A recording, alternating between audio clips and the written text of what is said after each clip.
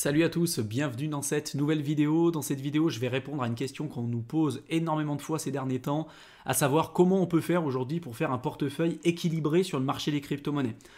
Il y a de plus en plus de débutants qui nous rejoignent et d'ailleurs bienvenue à tous et ça nous fait extrêmement plaisir d'avoir la chaîne qui se développe autant aujourd'hui. On voit qu'on ne fait pas ça pour rien, qu'on crée du contenu, on essaye de se différencier de tout ce qui existe aujourd'hui parce que vous avez beaucoup de personnes aujourd'hui qui sont sur le marché des cryptos, qui vous font des analyses au jour le jour, ah bah tiens ça va monter, ah bah tiens ça va baisser. Nous clairement ça nous saoule, enfin c'est pas comme ça en tout cas qu'on voit le marché des crypto-monnaies. On fait très peu de trading, on s'oriente vraiment sur de l'analyse long terme et on essaye vraiment de vous apporter des notions qui nous ont servi dans nos propres investissements pour que vous puissiez prendre du recul et que vous aussi vous puissiez avancer dans vos propres investissements.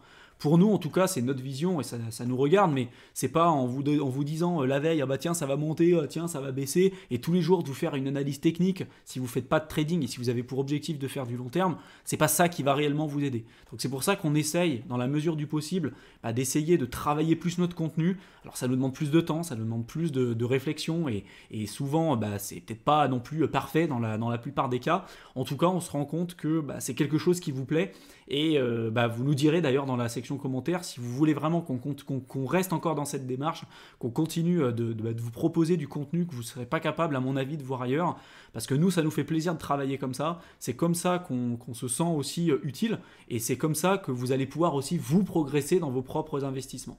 Donc vous nous direz, on attend vos retours dans la section commentaires et d'ailleurs ça nous aidera à mieux optimiser les vidéos pour YouTube parce que vous le savez, plus vous mettez des likes, plus vous partagez, plus vous mettez des commentaires, meilleur sera le référencement de nos vidéos et puis plus on sera vu, plus on sera recherché et plus ça nous encouragera à faire ce qu'on fait.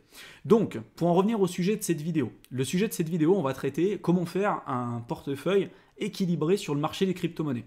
Il y a beaucoup de débutants qui arrivent et malheureusement on revoit les comportements un peu moutonniers qu'on a pu voir sur les cycles précédents parce que vous le savez, nous ça fait quand même plusieurs années qu'on est sur le marché des crypto-monnaies. On n'en est clairement pas à notre premier cycle et du coup on a pu voir en fait l'apparition un petit peu de ces phases mania, euphoriques, etc. Certes, on en est quand même bien avancé au niveau du bull run à l'heure où je tourne cette vidéo. Il y a encore des rendements intéressants, mais il faut quand même faire attention là où vous allez allouer votre actif et il ne faut pas faire n'importe quoi et surtout bien prendre le temps de vous former en amont.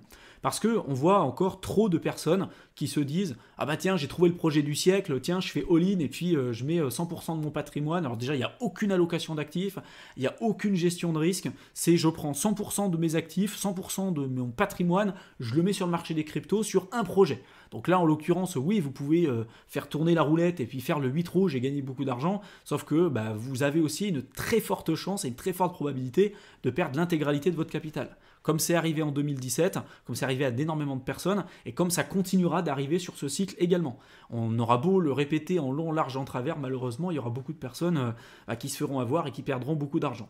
Donc, le fait de faire du all-in, le fait de ne pas réfléchir à son allocation d'actifs, le fait de ne pas réfléchir aux positions qu'on va prendre, aux risques qu'on est prêt à prendre, et la vision long terme en fait qu'on va avoir du marché, et surtout prendre conscience des connaissances qu'on a à avoir et de nos propres limites, c'est ça qui va vous faire avoir. Il y en a beaucoup qui nous envoient des messages privés en nous disant je vais investir 250 000 euros dans le marché des crypto-monnaies immédiatement.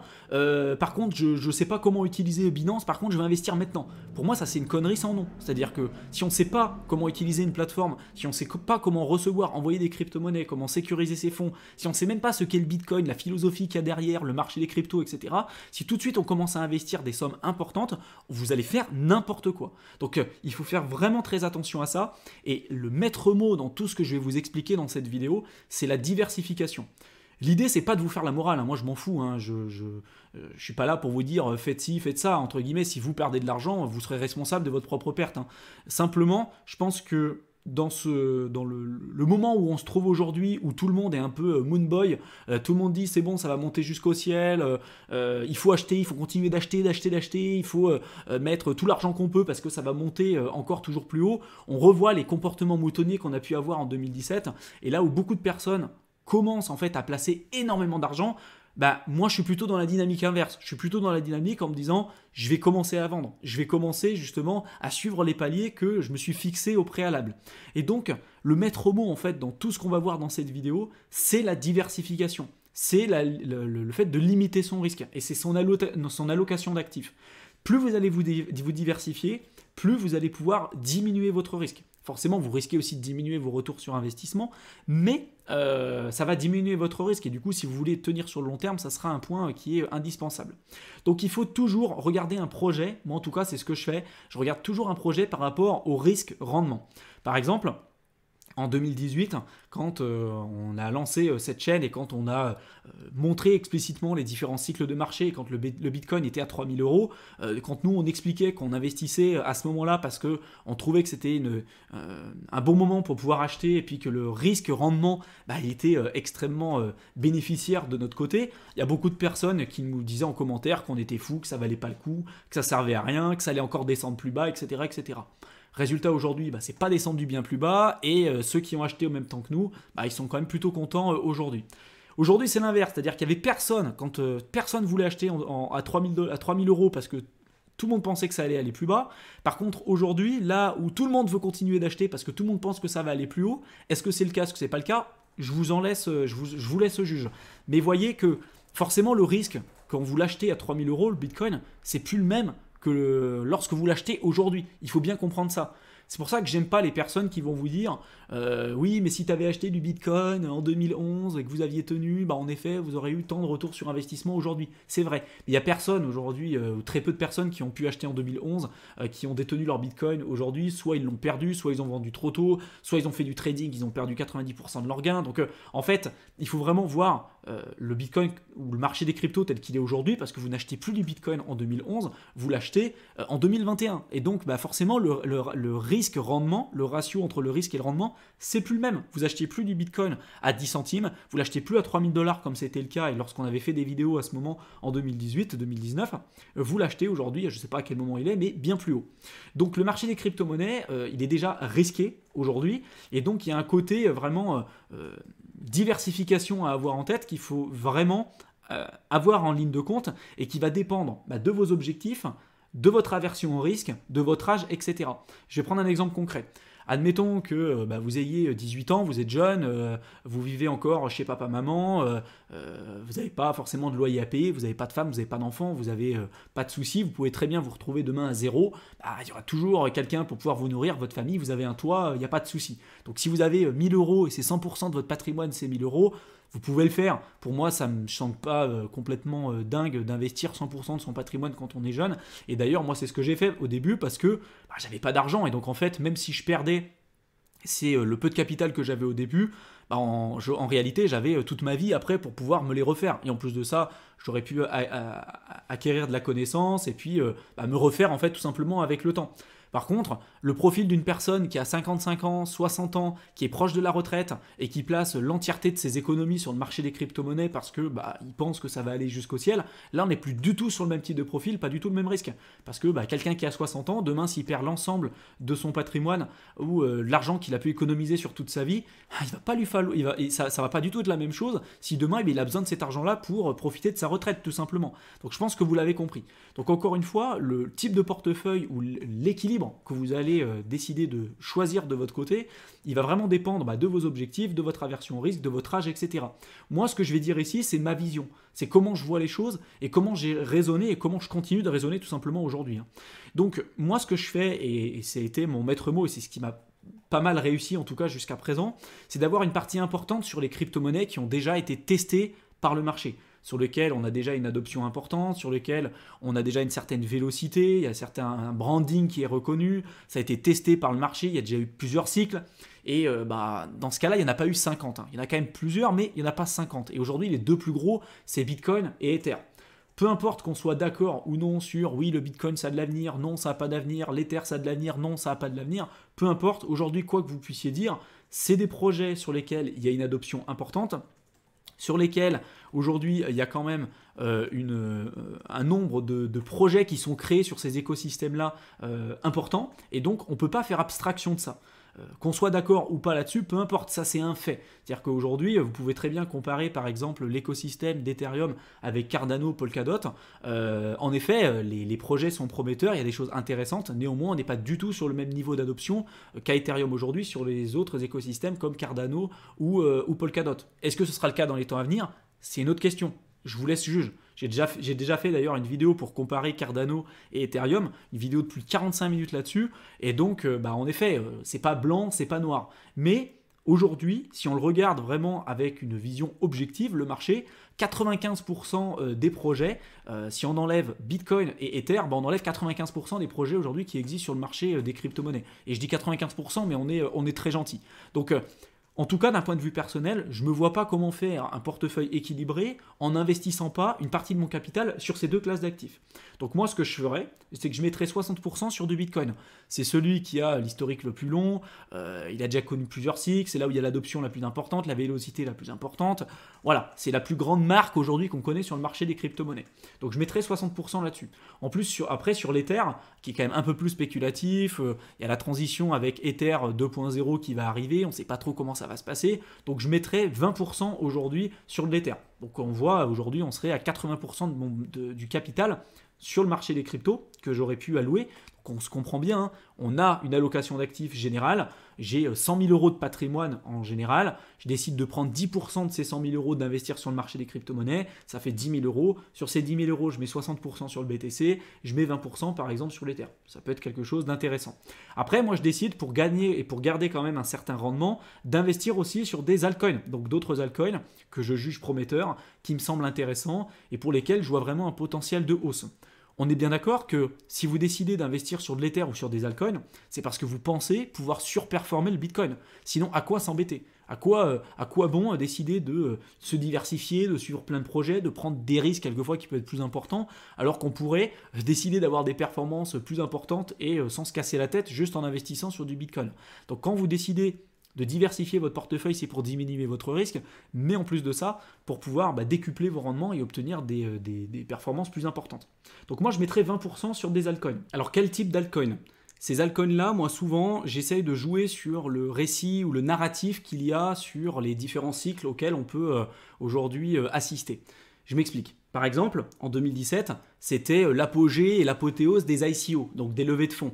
Et donc, peu importe le type de projet que vous aviez pu acheter, du moment que ça faisait partie, qu'il y avait un lien de cause à effet de près ou de loin avec les ICO, vous faisiez de l'argent. Surtout au moment de la mania ou l'euphorie où tout le monde devenait riche, il n'y avait plus de fondamental, ça ne servait plus à rien parce que de toute façon, il y avait tout qui pumpait. Et c'est là où il faut vraiment être très vigilant. Donc moi, souvent, j'essaye de me centraliser sur une certaine narration parce que souvent, il y a ça qui va driver un certain plan du marché. En 2017, c'était les ICO. En ce moment, sur ce cycle, on est surtout sur la DeFi et les NFT, les non-fungible tokens, les tokens non fungibles et la DeFi, la finance décentralisée.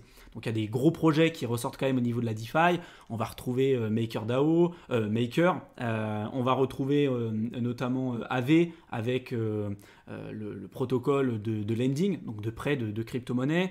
Vous allez retrouver aussi le token de gouvernance Compound avec aussi le token de gouvernance Uni avec Compound et Uniswap. Donc les deux plateformes qu'on vous a déjà présentées en long, en large, en travers. Vous avez Synthetix aussi également. Bref, il y a tout un tas aujourd'hui de projets quand même au niveau de la DeFi qui ressortent et qui sont un petit peu les têtes de gondole et qui drivent le marché de la DeFi.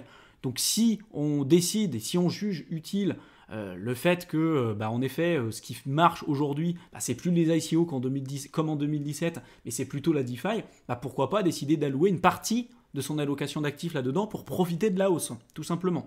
Après, au niveau des NFT, c'est pareil. Il y a plein de plateformes aujourd'hui qui sont leaders là-dedans. Il y a par exemple Theta. Alors, ils font pas que ça, mais Theta, ils ont lancé pas mal de choses au niveau des NFT. Il y a également aussi Flow qui a fait une ICO sur CoinList où ils font, et c'est d'ailleurs les créateurs de CryptoKitties qui ont développé cette plateforme-là. Donc il y a plein de plateformes aujourd'hui qui se développent au niveau de l'écosystème NFT. Donc pourquoi pas allouer une partie de son allocation d'actifs directement au niveau de ces schémas narratifs que je viens de vous expliquer. Clairement, ça vaut plus le coup, par exemple, aujourd'hui, d'investir sur des projets qui visent à simplifier, par exemple, les ICO. Ou du moins, même si c'est un projet qui est intéressant, vous voyez que vous avez beaucoup plus aujourd'hui d'engouement et de choses à faire, en tout cas au niveau de la DeFi et des NFT. Donc je ne choisirai pas mes altcoins n'importe comment. En tout cas, je me focaliserai aujourd'hui sur le secteur de la DeFi et des NFT. En plus de ça, j'essaierai de me protéger, notamment en cas d'échec, par exemple, parce qu'on ne sait jamais ce qui peut se passer, en cas d'échec des majeures plateformes sur lesquelles j'aurais déjà pu investir. C'est le cas d'Ether. La plateforme Ethereum, même malgré le fait qu'on soit extrêmement bullish sur le long terme sur cette plateforme-là, il peut se passer plein de choses. On en est encore à un stade embryonnaire sur la vision qu'a Vitalik Buterin et les personnes aujourd'hui qui permettent la croissance et le développement de cet écosystème. Et on ne sait jamais sur ce qui peut arriver demain. Et d'ailleurs, il y a plein de défauts aujourd'hui qu'on peut retrouver sur la blockchain Ethereum. On est en effet sur un niveau d'adoption qui est tellement important que il y a des frais qui sont extrêmement élevés. C'est inutilisable si vous avez utilisé aujourd'hui la DeFi. Si vous avez un faible capital, clairement aujourd'hui c'est inutilisable.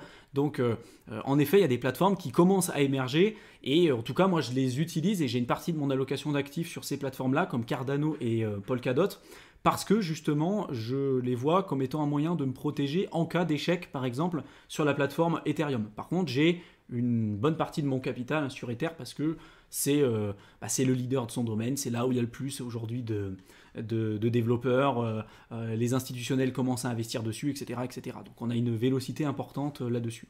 En plus de ça, j'ai également aussi une vision très attentive sur la création et le développement de nouveaux écosystèmes qui seront pertinents dans les temps à venir et notamment sur les applications des contrats intelligents, donc les smart contracts et les applications décentralisées. Pour que ça fonctionne réellement, il vous faut des oracles. Et donc dans les oracles, pour faire le lien entre les données extérieures à la blockchain, intérieures à la blockchain et pour éviter qu'on ait un tiers de confiance qui puisse valider ou non les transactions, vous avez besoin d'un oracle.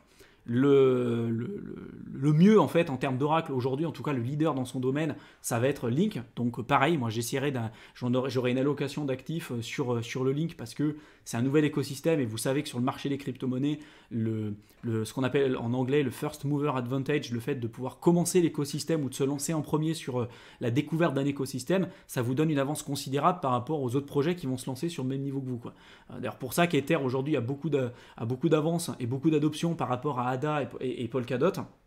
Et d'ailleurs pour ça que Link a beaucoup d'avance par rapport à Band Protocol qui s'est lancé bien plus tard. Donc pareil, moi j'aurais une vision attentive sur les oracles parce que pour moi c'est l'avenir et il y a des choses très intéressantes là-dedans. Et puis sur les projets qui sont bien plus spéculatifs, clairement, donc quand je parle bien plus spéculatif, c'est dans le top 100, voire pire sur CoinMarketCap, j'allouerai jamais plus de 1% de mon allocation d'actifs du marché des crypto-monnaies sur un altcoin.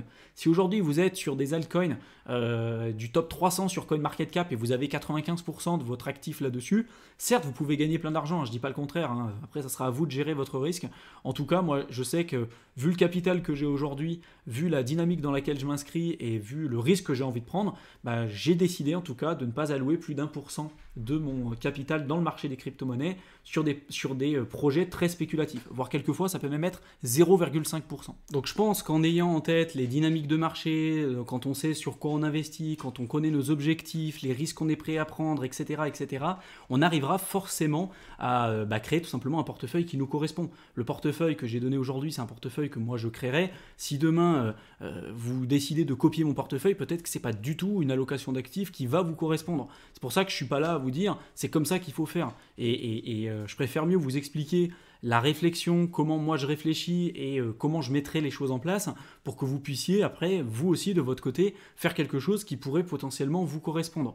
Et d'ailleurs, ça je le répète en long, en large et en travers, mais si vous ne savez pas aujourd'hui par où commencer, vous voulez absolument investir sur le marché des crypto-monnaies, mais que vous ne prenez absolument pas le temps de vous former, vous allez faire des erreurs. Ça, c'est la base de la base. On a de plus en plus de personnes aujourd'hui qui nous contactent en message privé. Alors, on a une vision, entre guillemets, un peu plus publique, parce qu'on a une chaîne YouTube et puis on est présent sur les réseaux sociaux, donc on voit vraiment un petit peu la dynamique de marché. Mais je peux vous assurer qu'on a de plus en plus de personnes qui nous envoient des messages en privé en nous disant quelquefois qu'ils veulent investir tout de suite, immédiatement, parce que le marché monte, alors que c'est pas du tout comme ça qu'il faut comprendre le marché, quoi. Si la seule manière pour vous de commencer à investir sur le marché, c'est parce que vous vous dites ça monte, donc vite il faut que j'investisse, vous allez faire n'importe quoi. Donc prenez bien le temps de vous former au départ, prenez du recul sur les événements, c'est pas parce que vous investissez pas tout de suite ou demain que le marché va partir sans vous, des opportunités il y en a tout le temps, mais il faut vraiment prendre le temps de vous former au préalable. D'ailleurs, pour tous ceux que ça intéresse, vous retrouverez comme d'habitude dans la description de la vidéo le lien vers notre programme qui s'appelle CryptoStart, c'est notre programme phare dans lequel on vous explique tout ce qu'il faut que vous sachiez pour commencer à investir sur le marché des crypto-monnaies, notamment comment évolue le marché des cryptos, comment profiter des différents cycles, comment prendre des bonnes positions, comment sortir de position, etc. etc. Enfin, toutes les notions en fait indispensables dont vous aurez besoin pour pouvoir profiter du marché et pas faire n'importe quoi. Nous, ça fait quand même plusieurs années qu'on est sur le marché des crypto-monnaies, on a fait tout un tas d'erreurs et le fait de rejoindre ce genre de programme-là ou du moins de vous former au préalable, ça vous permettra de profiter pleinement du marché et de ne pas faire des erreurs que feront, à mon avis, beaucoup de personnes sur ce marché haussier. Donc pour tous ceux que ça intéresse, vous retrouverez le lien dans la description de la vidéo. Et puis comme d'habitude, je vous retrouve dans une prochaine vidéo. Salut à tous!